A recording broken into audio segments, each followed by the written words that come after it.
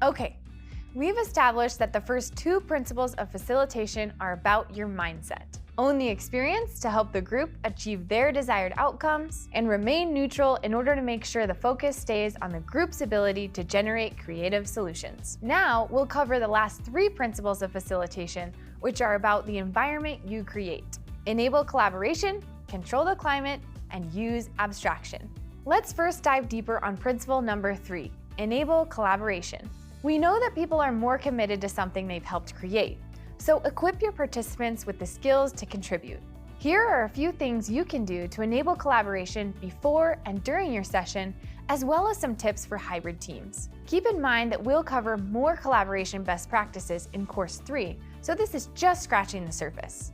Before your session, consider how many people you want to invite. To maximize individual participation, we recommend following the pizza rule. This means you invite the number of people that could feasibly share a pizza. If your group is larger than this, consider using breakout boards to separate your team into smaller groups. If you don't have access to breakout boards, consider placing frames in different parts of the board and assigning specific people to each frame.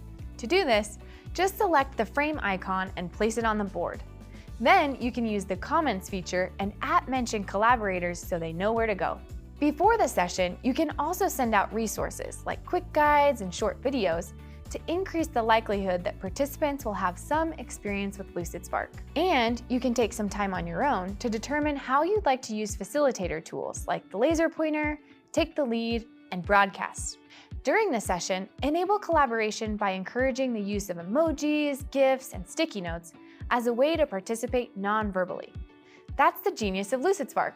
Lots of people can contribute simultaneously. If you're working with a hybrid team, enable collaboration by making sure that all of your activities are represented digitally, so that folks that are remote can participate in every part of the session. Similarly, if you're doing asynchronous facilitation, digitizing all of your activities will ensure that everyone has a chance to fully participate. As you can see, there are lots of ways to enable collaboration, but participants might still be reluctant to contribute if they don't trust that their ideas will be respected, considered, and valued. This leads us to principle number 4, control the climate. Controlling the climate of your session means intentionally creating an environment where participants are psychologically safe. In other words, an environment where participants feel comfortable bringing their whole selves to the session, rather than feeling self-conscious about how and when to participate. The number one tip we give for controlling the climate in a creative session is to establish the rules of engagement, otherwise known as norms. To kick things off, we recommend putting a few suggestions for session norms on the board. Like, if you're conducting your session virtually, a norm might be requiring that cameras are on. We highly encourage this norm. You could also include a norm about using the chat feature to avoid interruptions, and maybe a norm that each person comment at least once during a breakout board activity. You can also establish norms about respecting others' ideas, such as never saying no or shutting down a group member's contribution. If you're familiar with improv, this sounds a lot like the yes and approach. A yes and response might sound like, yes, I like this aspect of your idea, and I wonder if we can do it within our budget. After you've got some norms on the board, give the group a few minutes to add or take away from the list. Then conduct a voting session to finalize the list and ensure everyone commits to the norms. While norms are a great place to start, maintaining the climate happens all throughout the creative session, which requires constant vigilance. Here are some red flags that indicate your collaborative climate may be at risk. Struggle to engage. Pay attention to when members of the group are most hesitant to contribute. This awareness can help you address any barriers that may be preventing full participation. Low energy. Use verbal check-ins and an awareness of body language to monitor if participants are tired and adjust accordingly. As a best practice, you want to block out time for 10-minute breaks every hour, and never let one single activity go for more than 40 to 45 minutes. Shut out. This could look like one participant trying to dominate the conversation, or noticing that there are individuals who have totally checked out. When these things happen, as they inevitably will, we like to use an activity like a climate setter or an energy starter to get things back on track. Climate setters, or what many may call icebreakers, invite group members to be a bit vulnerable by tapping into their creativity or by sharing something about themselves. Positive response to this vulnerability builds trust and creates connection. Common climate setter questions range from, what is your favorite hobby? To deeper, abstract prompts like, tell a story about a pair of your shoes from any time in your life. Creating space on the board for everyone to insert comments, GIFs, and images will help bring the stories to life and will increase the likelihood that the team will remember these details about one another. Energy starters can be done at any time, but are typically used to renew the energy of the team after a break or long discussion. They typically teach a lesson or concept related to the work the group is doing, while also re-establishing trust. When introducing a climate setter or energy starter, be very clear about what you want your group to do. Model how you want the group to respond by creating an example.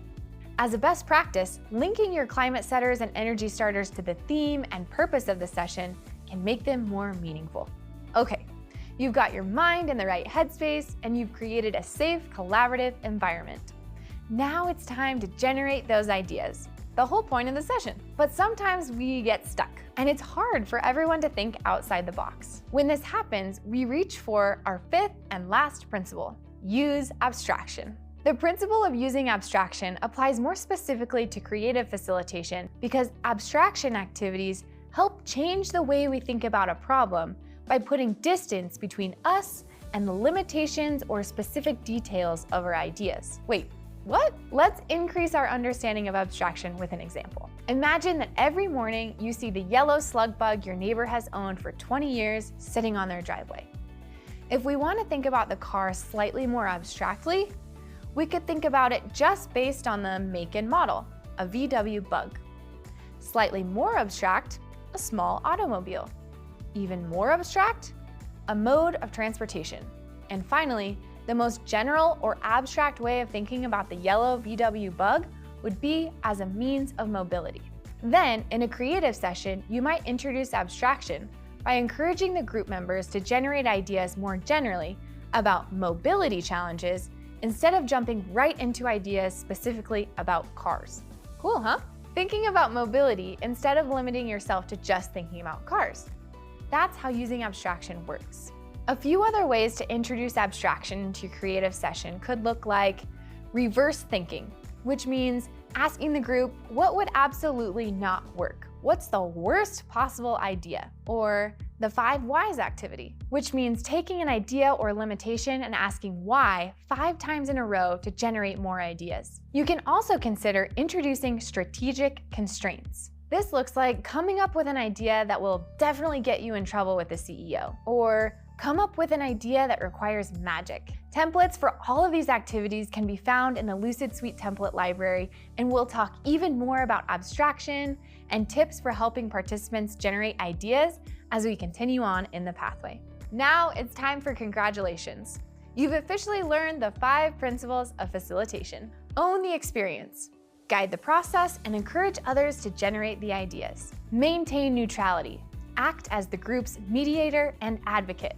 Enable collaboration. Set your participants up for a great experience beforehand and during. Control the climate. Create an environment where participants focus on bringing their whole selves to the session in order to solve problems. And use abstraction.